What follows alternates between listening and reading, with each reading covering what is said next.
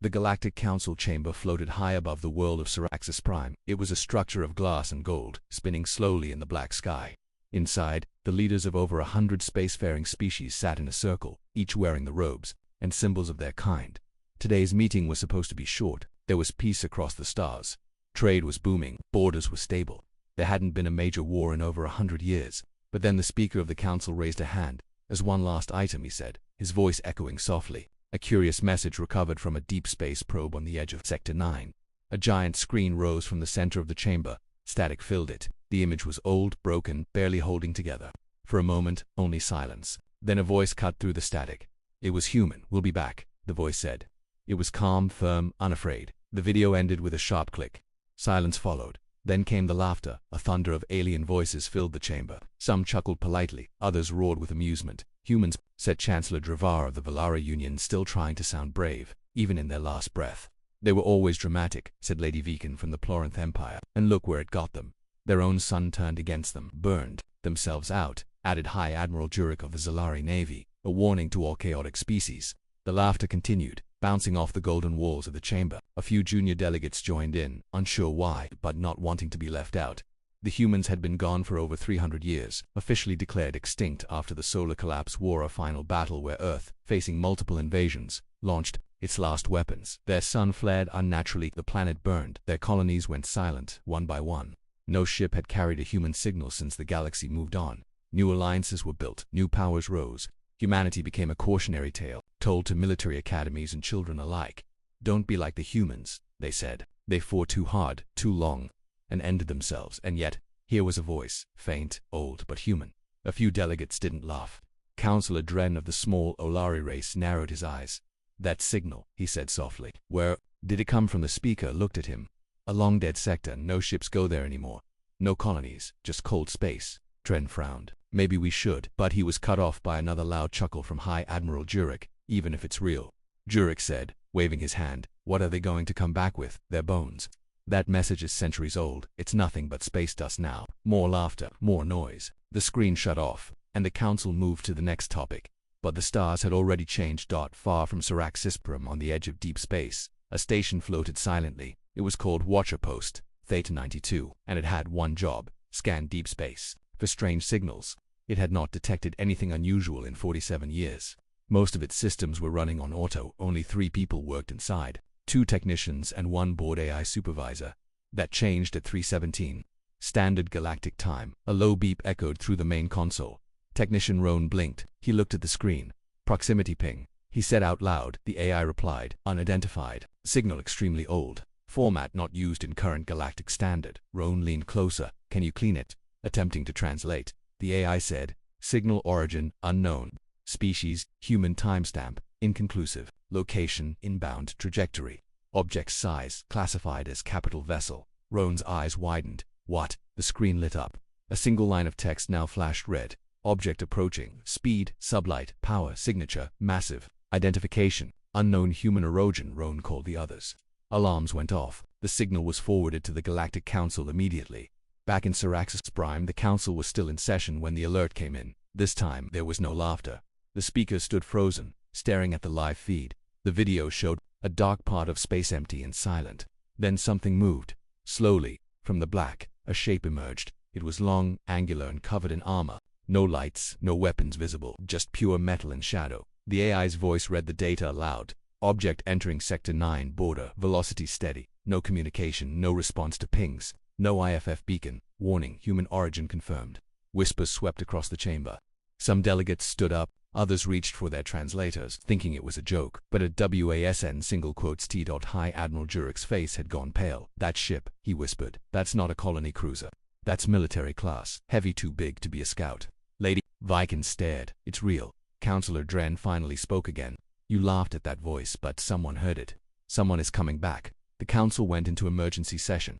Inside a sealed room, the top generals and leaders of the galaxy met behind closed doors.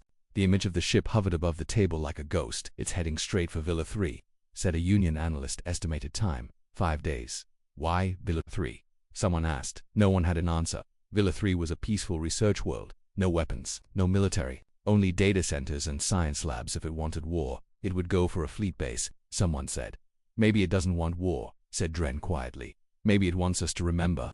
Across the galaxy, the news spread fast. Human ship detected. Ancient signal returns after 300 years is Earth back. Some people cheered, others panicked. Many believed it was a hoax, but the ship kept moving, silent, slow, unstoppable on Vela 3. Scientists were told to evacuate. But one woman stayed behind. Dr. Kilsaran, historian of pre-collapsed human history, sat alone in her lab. Before her was a hologram of the ship now approaching. Her hands trembled.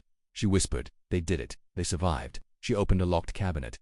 Inside were old documents banned in most systems. One showed blueprints. Project Iron Wraith, a lost human warship, one of the final ships built before the collapse. Rumors said it was sent to the edge of the galaxy, hidden in case Earth fell. That wasn't a myth. It was real, and now it had returned. Back at the council, one question echoed louder than all. What does the ship want? There was no message, no sound, no threat, only its presence. High Admiral Jurak finally stood. "I recommend we send a patrol. One ship, scan it, communicate, prepare for conflict." The vote passed. A single scout ship launched from a nearby station. It approached the human vessel cautiously. Cameras watched. Millions tuned in. As the scout ship came within range, the video feed cut to static. All communication was lost. No explosion, no debris, no signal. Just silence. Then, for the first time, the human ship moved. Slowly it rotated, revealing a symbol on its side. Not a flag, not a weapon. A broken chain painted in silver, the symbol of Earth's last rebellion. The message was clear. They were back, and they remembered. Watcher Station Gamer 4 orbited a quiet gas giant in Sector 9, far from trade lanes or tourist routes. It was the kind of post where nothing ever happened.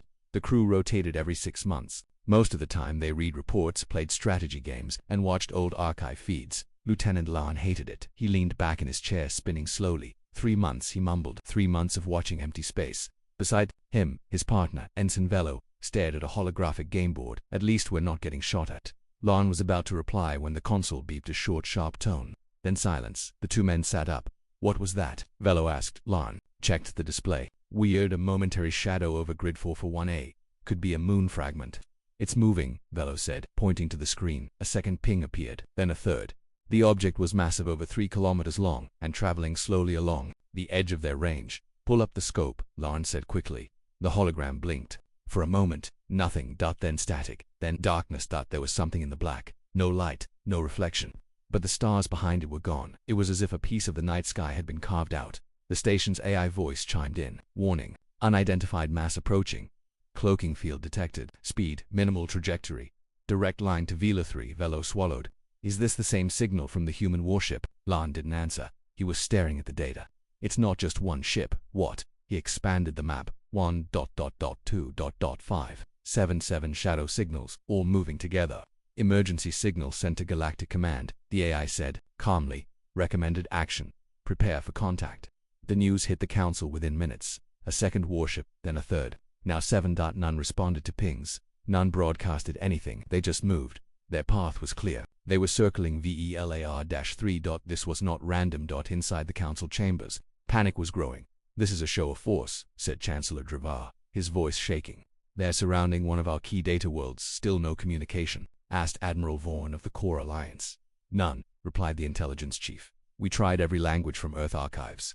No reply, no message, nothing." The speaker turned to High Admiral Jurak. "What's your assessment?" Jurak's. The expression was hard. "This is a fleet, a small one, but enough to destroy a planet if they wanted. But they haven't fired." "Not once. Why Vela 3?" someone asked again. "They're watching," said Counselor Dren.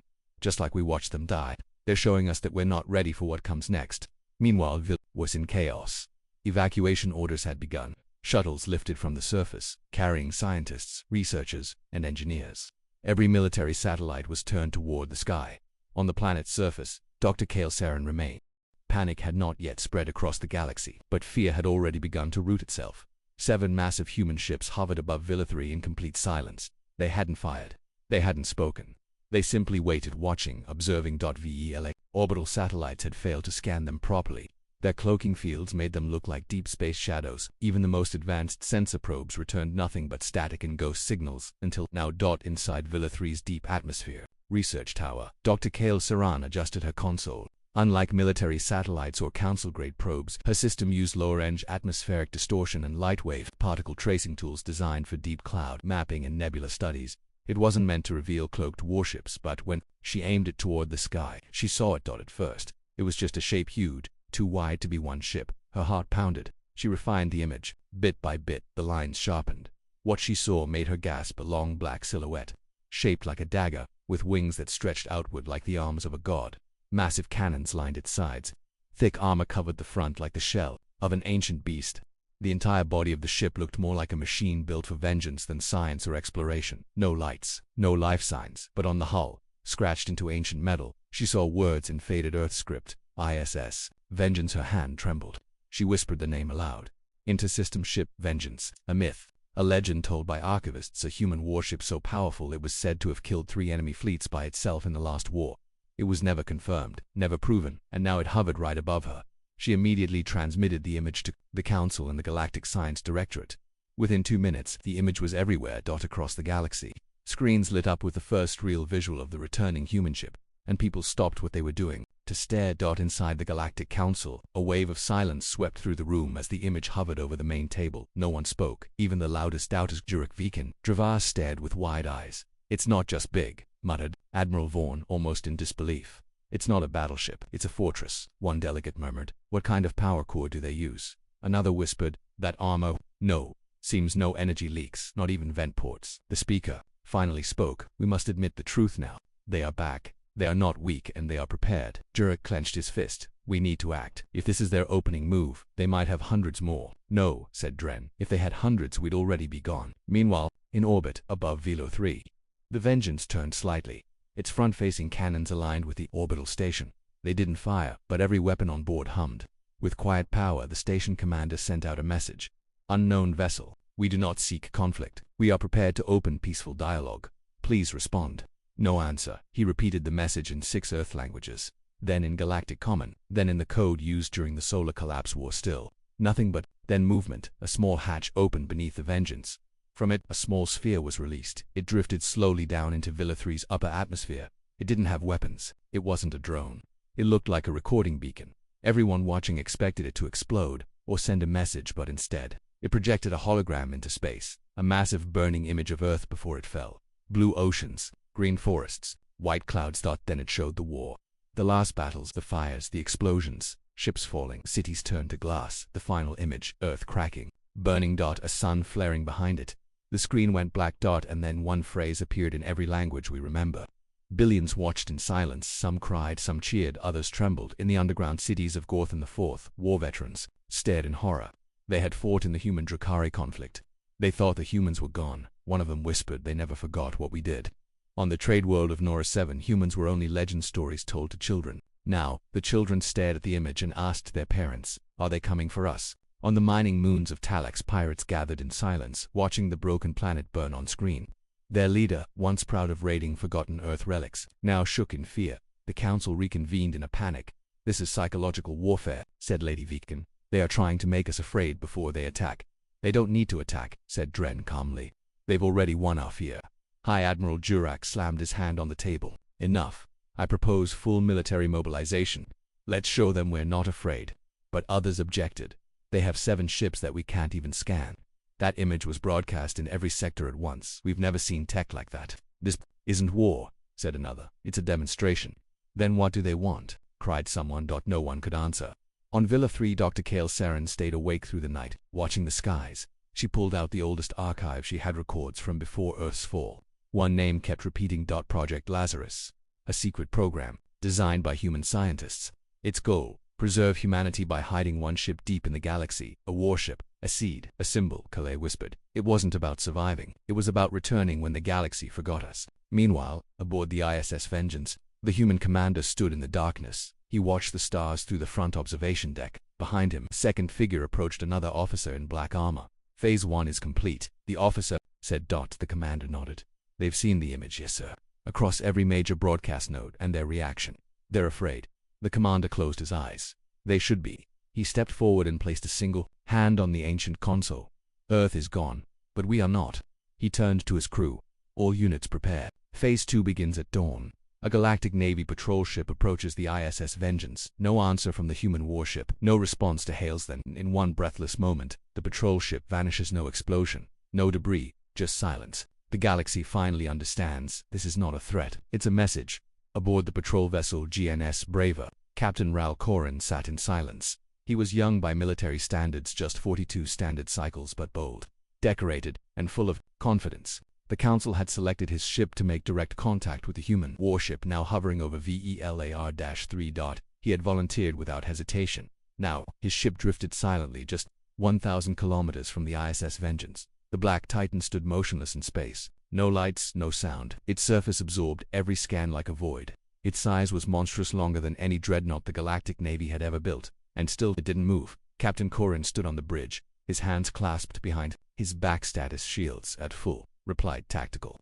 All weapon systems online. Communications, he asked. Still no response, sir. We've sent signals in Galactic Common, Earth Standard, Ancient Binary, and even Morse code. Corin frowned. And nothing, not even a static bounce back. It's like it's ignoring us. Corin stepped closer to the main screen. Then we'll get its attention. He turned to his communications officer. Send a direct pulse scan, low grade, just enough to light up their systems. Sir, the officer hesitated. If they see that as a threat, it's not a weapon. It's just a knock on the door. Understood. The pulse was fired. A wave of invisible energy rolled toward the ISS Vengeance. It was a standard tactic used to wake up ships running on silent mode. It should have done nothing more than ping their systems. Instead, everything changed. The lights on the GNS Braver flickered, sensors went offline. Communications dropped, external cameras blurred with static. Then darkness. The bridge crew sat frozen.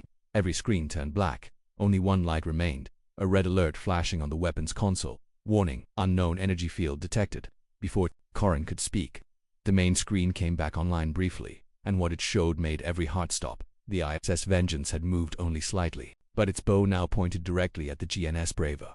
All of its primary weapons were now locked on target. Still, no sound, no message, no threat, just targeting. Corin's voice was calm but tight. Pull us back. Slowly, the engines activated. The ship began to retreat. Then, just as they moved beyond 1,5 kilometers, a single blue flash fired from the human warship. But it didn't hit them. The shot streaked past the GNS Braver, into the void behind them that detonated in open space. With blinding force, pure energy, focused and clean. No damage, no attack, just a warning. The crew sat in silence. Corin stared at the now motionless warship. They could have destroyed us. Yes, sir, whispered Tactical. That shot went through 5 layers of shielding, like paper. Corin turned slowly. Transmit everything to Central Command. Within minutes, the footage reached the Galactic Council. The chamber was full. Every seat taken. Every delegate silent. The video played twice, first in raw feed, then in enhanced detail. The shot was precise, measured, controlled. It was not meant to kill. It was meant to teach. The message was clear. We see you. We are not afraid of you, but you are not ready. High Admiral Jurak stood slowly. His voice was unusually quiet. This ship could take out a fleet. No one disagreed. Even the loudest doubters were silent now. Chancellor Dravar leaned forward, whispering to himself, "Why not attack? Why wait?" Lady Vacan answered him, "Because this isn't war." "Then what is it?" someone asked. Councillor Dren stood. "It's judgment." On Vela 3, the evacuation was almost complete. "Shuttles, all right?" The ISS Vengeance is silent again, watching, waiting. The Galactic Council prepares its fleet, still unsure if the ship is alone, or just the first. Then, deep within the ISS Vengeance, ancient memories are unlocked. Footage from Earth's last days, cities falling, skies burning, soldiers refusing to surrender, and something else, a message, recorded before Earth died. "If you're hearing this, we lost. But know this, we will rise again, and the stars will remember our name." The ISS Vengeance drifted silently above VELAR-3. Its hull was black as void, its engines quiet, its weapons dormant, but ready inside. The ship was alive, in the way a normal warship breathes with crew and sound. This was different. The corridors hummed with low power. Automated systems moved silently. The stasis chambers glowed faint blue. And in the heart of the ship, deep within its memory core, something was awakening. It programmed one that hadn't run in over 300 years. It's named Project Resurrection. Commander Elias Rain stood in the memory hall. The chamber was massive, walls lined with screens, archives, storage drives. The walls lit up one by one. Screens flickered to life, showing old footage. Earth's final days. A city skyline burned under a sky filled with alien ships, children screaming, soldiers firing rifles against plasma tanks, satellites crashing into oceans. It was chaos. But there was something else. Defiance. A woman's voice began to play over the footage. .com/steady, full of fire. "This is Director Ava Solari of Earth Command. If you are hearing this, then we lost." The screen showed her face, hardened, scarred, still proud. "We fought. Gods, how we fought. But the stars turned their back on us. The Council said we were dangerous, so they made sure we burned. But this isn't the end. If this ship is active, then humanity is not dead. We're just waiting, watching. Her voice grew colder one day. They will see the flag of Earth again, and they will remember the price of forgetting us. The footage ended. Silence. Commander. Rain stood still. Then he whispered, begin upload. Let the galaxy see what they erased. Across space, the Galactic Council scrambled to respond.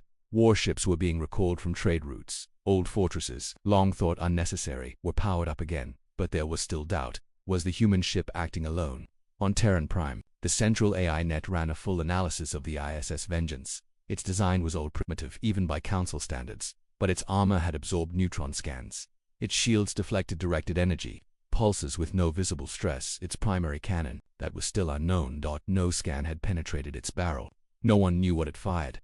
Only that it could wipe out a destroyer from 1,500 kilometers with a warning shot. In the council chamber, a private emergency meeting was held. Only 10 members were present, the highest tier. What is our stance? Chancellor Dravar demanded. We still have the numbers, replied Fleet Marshal Tavros. One ship cannot hold back the galaxy. Councillor Dren shook his head. It's not just one ship. They looked at him. He activated a private data feed stolen from an old classified archive. It showed satellite footage from Earth's final moments. What caught everyone's attention wasn't the destruction. It was a launch, a massive ship almost the size of a moon, rising from Earth's last bastion, ISS Vengeance. But it wasn't alone. Several other platforms were visible, partially built, damaged, but they existed. Dren spoke. Earth had a plan. They didn't go down quietly. The Vengeance was their first successful deep-core warship, but not the only one planned. A long pause. Chancellor Dravar leaned forward. Are you suggesting there are more? Dren nodded. I'm suggesting they built seeds, sent them into the void. Ships like Vengeance, maybe bigger, maybe some already awake, back aboard the ISS Vengeance. Lieutenant Myra Kale worked through signal data. The Vengeance was receiving pings across deep space channels. Encrypted, ancient, familiar. Sleeping child awakens. Status dormant, coordinates lost. Vengeance, you are not alone. Myra stood frozen. Then she ran to the command deck. Commander Rain, she called. We've found something. He turned to talk. She activated the feed. We just received 4 beacon pings. Old human codes, buried behind quantum encryption. They're alive. Not all, but something is out there. Listening, he stared at the screen, voice flat. Show me the locations. 4 red dots lit up across a star map. Each deep in forgotten sectors, areas long believed uninhabited. 2 were dark silent now, but 1 blinked. And last responded. A signal. Old, broken, but human. Vengeance. We rise. Wait for us. Commander Rain breathed slowly. Then he turned to his crew. Time to remind the galaxy of who we are. Navigation. Prepare jump coordinates. Priority ping. Sector Theta. Read. Mira frowned. You want to leave Villa 3. They've seen enough. The message is sent. Now we find our brothers in the council. He stared out the window at the distant stars. They'll follow, but not fast enough. On Villa 3, Dr. Kale. Saran watched as the ISS Vengeance slowly rotated. Its engines pulsed lightless but active, and then, with a low hum, the ship vanished. No flare, no sound, just gone. A warp jump so clean it left no radiation wake. She turned back to her data console. The human signal was still broadcasting. From orbit the satellite left behind, repeating one line in an old Earth dialect. Earth remembers. She opened the Lazarus Pathway archive again. This time, she read the last entry. If the Vengeance survives and others awaken, prepare. Because Earth's children are coming home on the other side of the galaxy. A council listening post picked up a new transmission. Strange, broken, ancient. We rise. The technician looked up. Double quotes, sir. This isn't from Vengeance, it's from somewhere else. Back in council chambers, the delegates met again. No more laughter, no more jokes about extinct apes or dead Earth. This was real. Force was moving through the stars. Not reckless, not wild. Organized. Silent. Cold. The old joke was over. Humanity was no longer forgotten. They were remembered, and they were coming across the galaxy. In forgotten regions of space, ancient human machines begin to stir. Deep beneath dead moons, inside cold asteroid vaults, buried ships begin to wake. They were never meant to be found, until now, and they all receive the same signal. Vengeance is active. Protocol Phoenix initiated. They do not ask questions. They do not speak. They simply begin to rise. The stars were quiet, but not for long. In Sector Theta Red, a dead moon drifted in silence. For centuries it had no name, no orbit, no light. But beneath its frozen surface, something massive began to shift. Ice cracked, dust moved, metal doors opened, releasing a silent cloud of frost into the void, and from the dark, a ship emerged.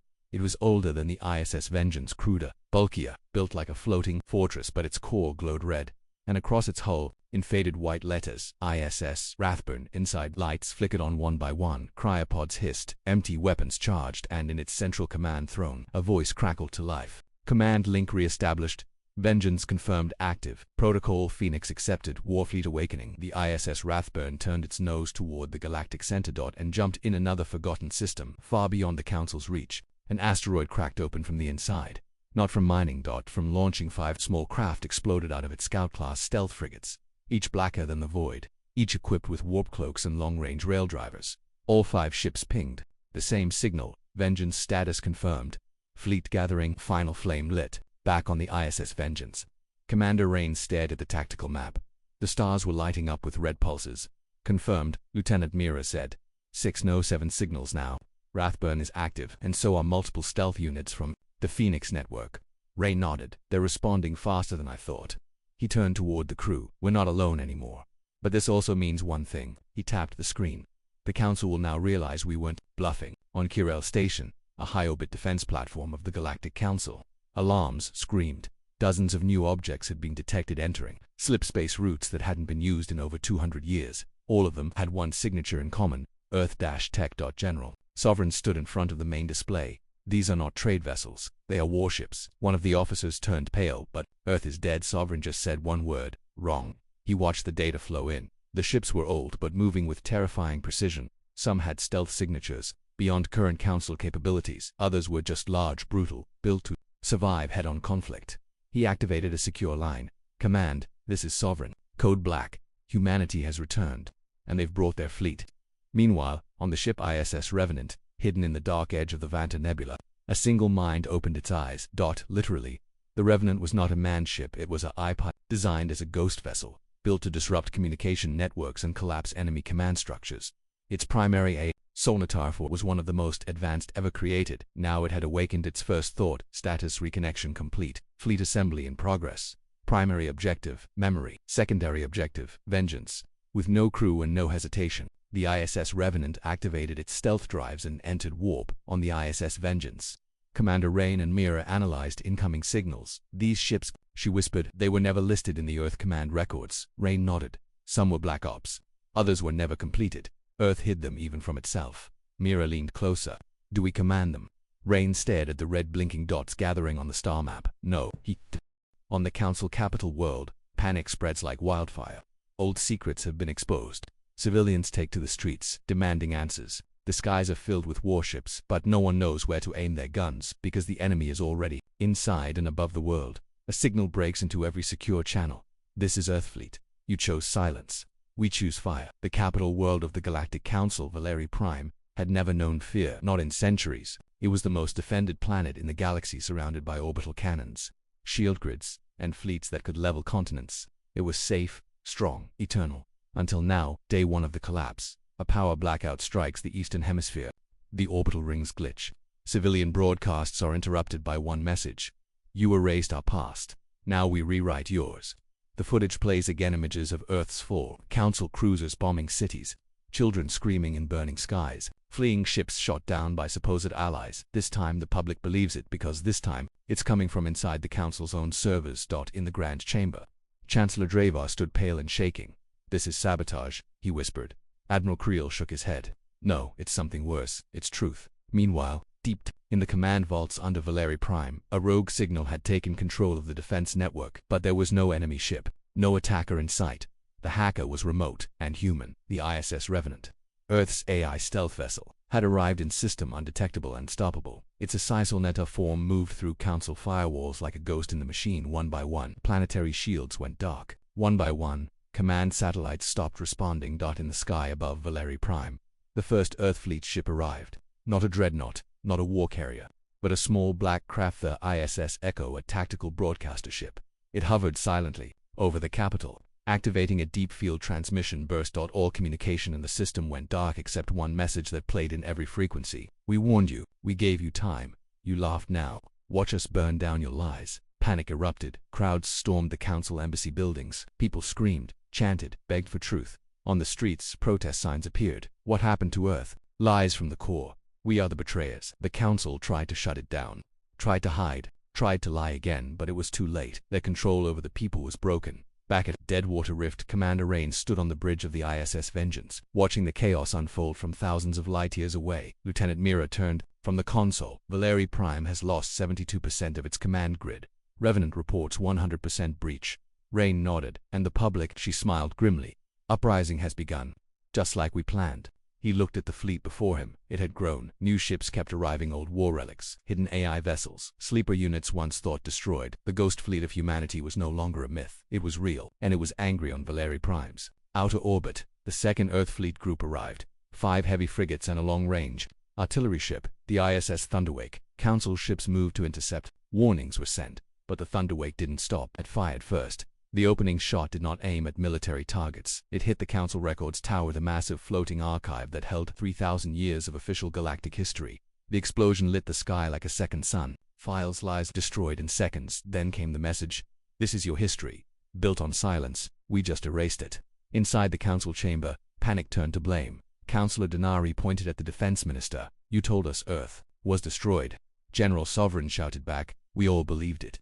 No, Dravar said slowly, his voice quiet. You wanted to believe it. He stepped back from the table, because the truth scared you more than the lie. On the ground, massive riots turned into revolts. Entire districts declared independence from the Council. Some planets shut off trade. Others raised Earth symbols, ancient flags with the human emblem across the stars. A word long forgotten began to echo again: Terra. Meanwhile, in deep space, 3 unknown vessels dropped out of warp. No registry. No comms. Not even Earthfleet knew them. They were smooth, black, and not fully human in design. Rain narrowed his eyes as the screen zoomed in. Mira frowned. They don't match any Earth model. The largest ship sent a single signal. We were the final project. Earth didn't just survive, it evolved, requesting permission to join the fleet. Rain stared at the screen. Permission granted. And with that, the war for the galaxy truly began. The Council was crumbling. Their citizens no longer trusted them. Their fleets were hesitating, and their enemies were not just coming, they were already here. The Galactic Council is no longer in control. Their fleets hesitate, their people rebel. And then Earthfleet makes its next move. They don't strike the outer worlds, they strike the core, the very heart of Council power. But this time they're not alone. A mysterious new force joins the war, one the Council never planned for, and it's not entirely human.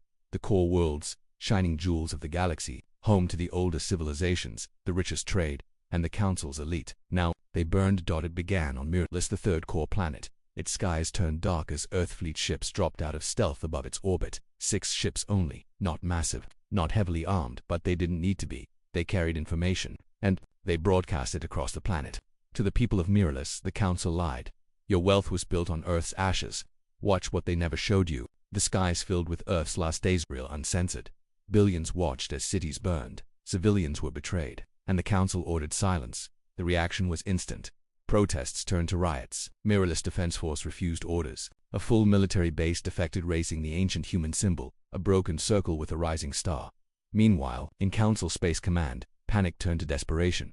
Lock down the core lanes, shouted Admiral Voss. Deploy the 7th Fleet to Sector 9. But it was too late. Half of the fleet commanders weren't answering. Some refused orders. Others had already disappeared. Rumors of entire crews defecting to Earthfleet spread like wildfire. Back in deep space on the bridge of the ISS Vengeance, Commander Rain watched a new symbol blinking on his screen. 3 more core planets had gone dark. 2 Council fleets had dropped off the grid. Lieutenant Myra looked stunned. They're not just rebelling, she said. They're joining us. Rain's eyes narrowed. Good, he said. But we're not done. He turned to the holomap of the galaxy and pointed. Next is Calvanar, the Vault World, Council's heart of intelligence.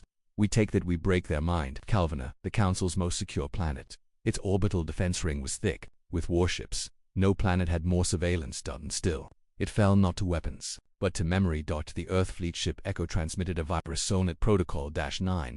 It woke the buried data in the Council's archives. Secrets spilled out.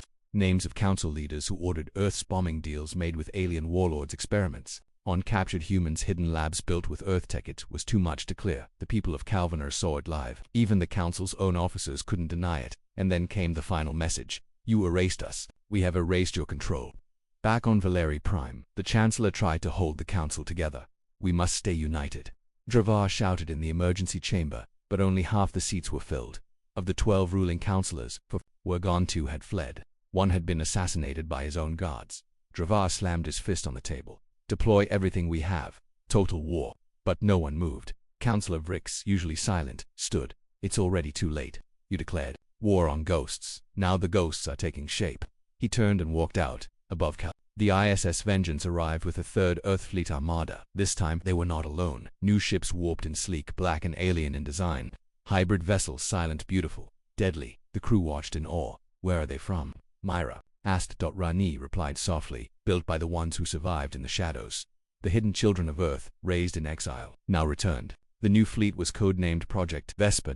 It didn't ask permission. It simply joined the formation and prepared for war on the ground. Earth Fleet operatives infiltrated Calviner's intelligence towers. They didn't destroy them. They broadcast them across the galaxy. Ancient Earth missions, classified war logs, and survivor testimonies were made public.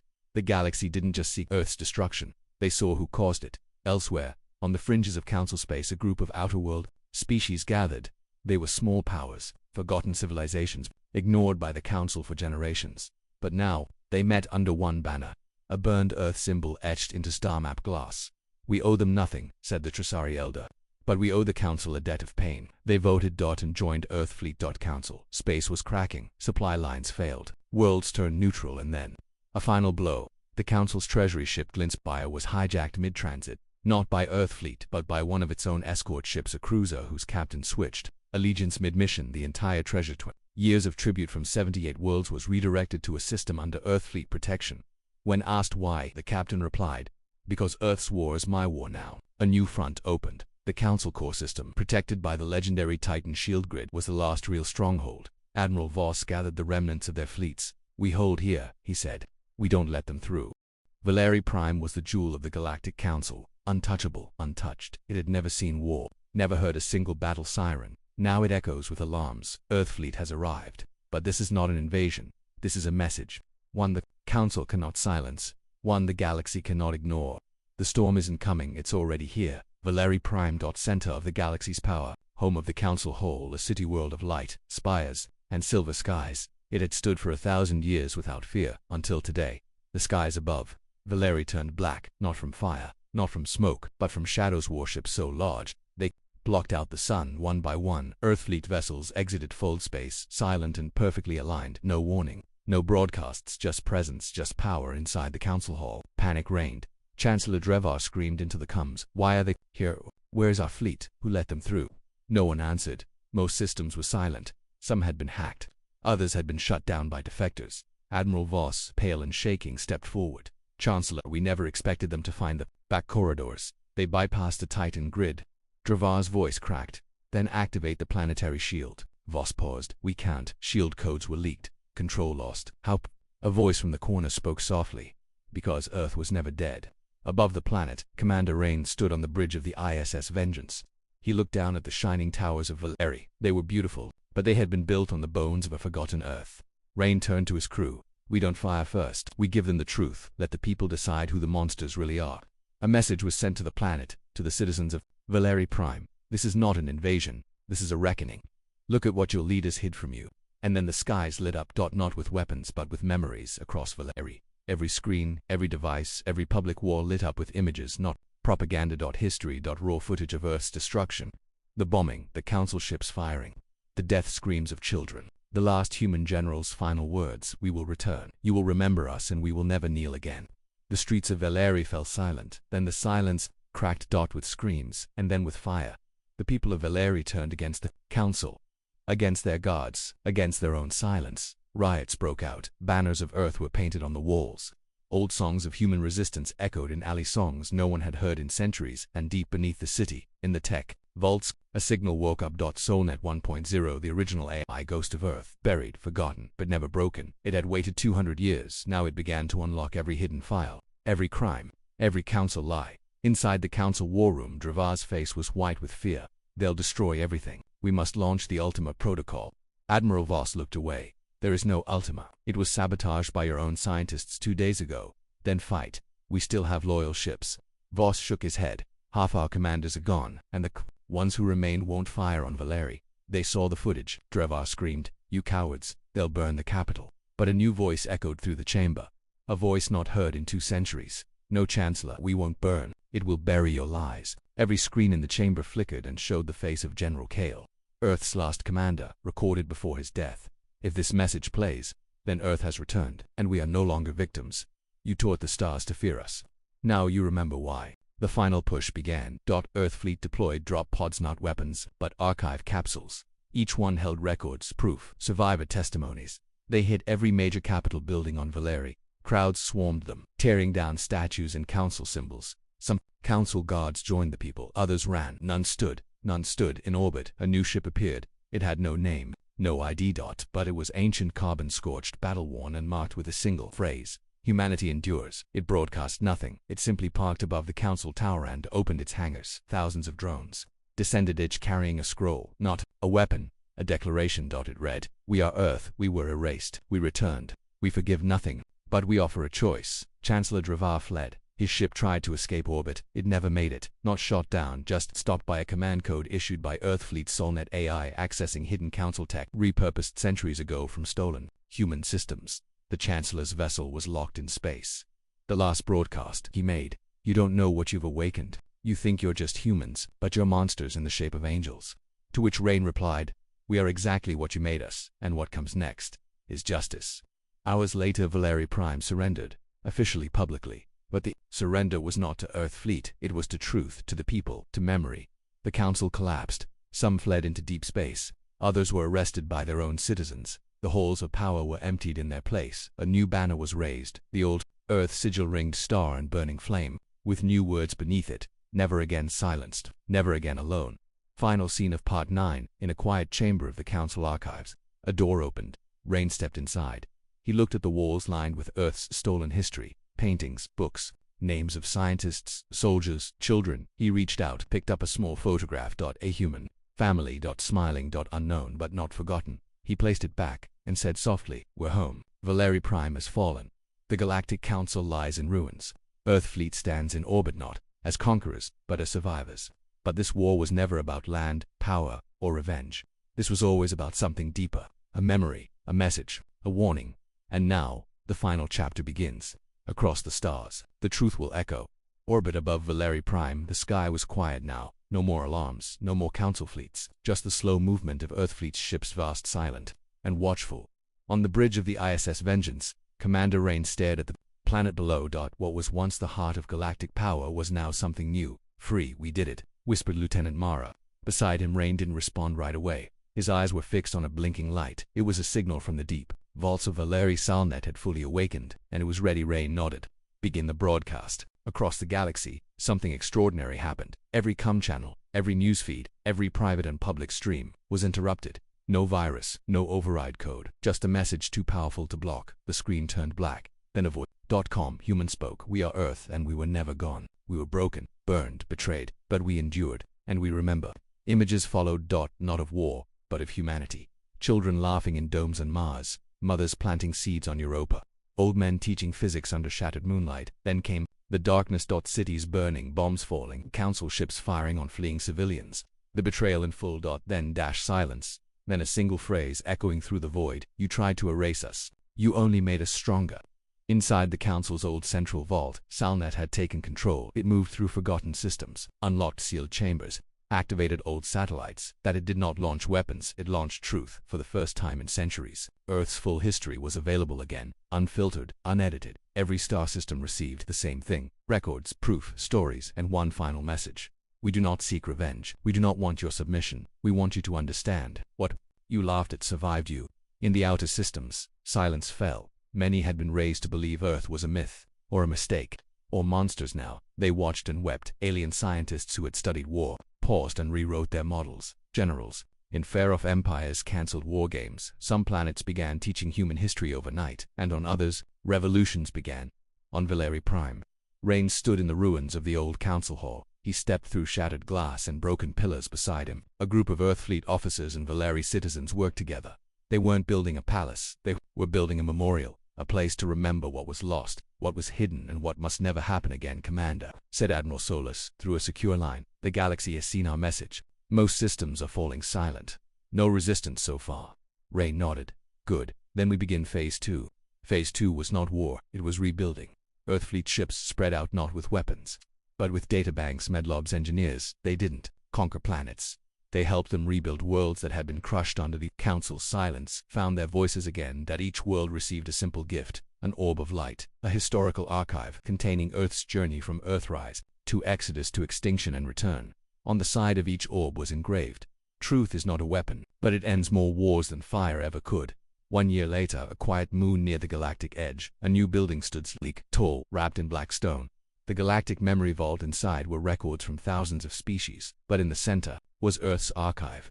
Survivors, descendants, rebuilt AI working together to protect what was nearly lost. It was not guarded by soldiers but by teachers.